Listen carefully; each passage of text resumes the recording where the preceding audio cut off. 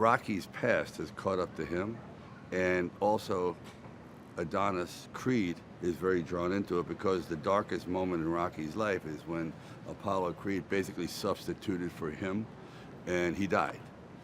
And so now this other young fighter, Adonis Creed, feels like he should take it on to avenge his father. And I'm going, my God, this is sort of Shakespearean. It's sins of the father and so on and so forth. And I thought that would be an interesting melding of two different generations. And the audience, so like half the audience, the older audience gets it. The newer audience, they're in for a new experience because this young fighter, Florian, who plays Drago's son, is quite a specimen.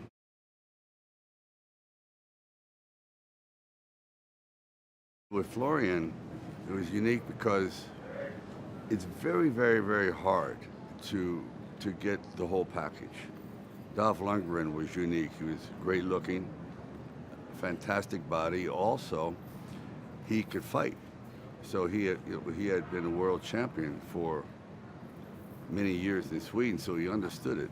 Florian is the same way. He actually knows how to fight for real. Plus, he's incredibly large and muscular.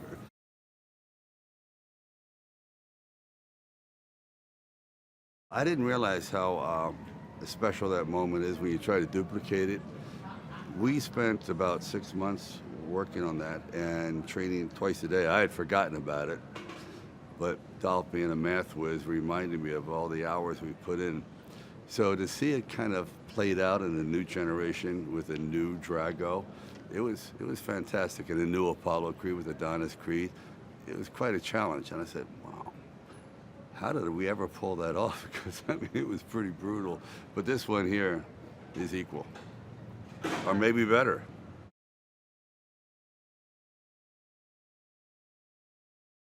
I want to cross the ring, go up to Dolph and punch him right in his face. I really do. And I'm sure he wants to do the same because, wait a minute, we're not used to being on the outside of the ring.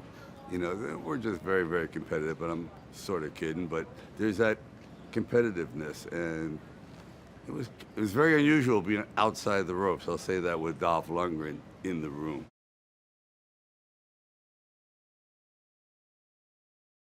Drago represents kind of like unfulfilled dreams. I think a lot of people are crushed glories that a lot of people feel in their own lives, that they had a moment, it went poorly, and everything imploded. So now he's blaming his entire self-destruction, the fact that he's banned from Russia, his wife left him, his family left him, he's lived in poverty, on me, rather than accepting the responsibility for himself. So he's basically instilled in his son nothing but hatred and revenge. And there's something to be said for that, about how he's distorted this whole kid's outlook on life. And eventually he has an awakening on his own, and Dolph too, towards the end of the film. So they have a revelation. But it's a lot of people, you know, really feel as though life has hit them some cheap shots and low blows, and they're unhappy and they want to lash out. Well, in this film, he does lash out.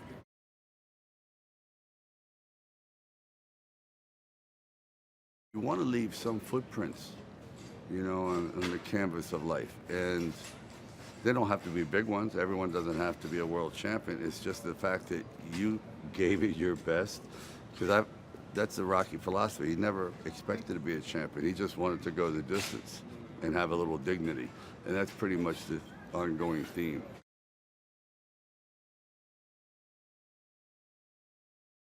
Rocky doesn't want Adonis to fight this young Drago because he's afraid that history is going to repeat itself. He has been through this horrible tragedy, and here it is, it's coming back at him. It's like his worst nightmare. Plus, he feels incredibly responsible and guilty to Creed's wife, who he's avoided for 35 years because he can't face her, and now he has to.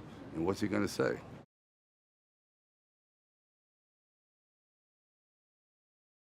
He has to rescue this kid because he's going down this dark hole. And even though he doesn't want him to fight, he knows that he has to at least make an attempt to redeem himself.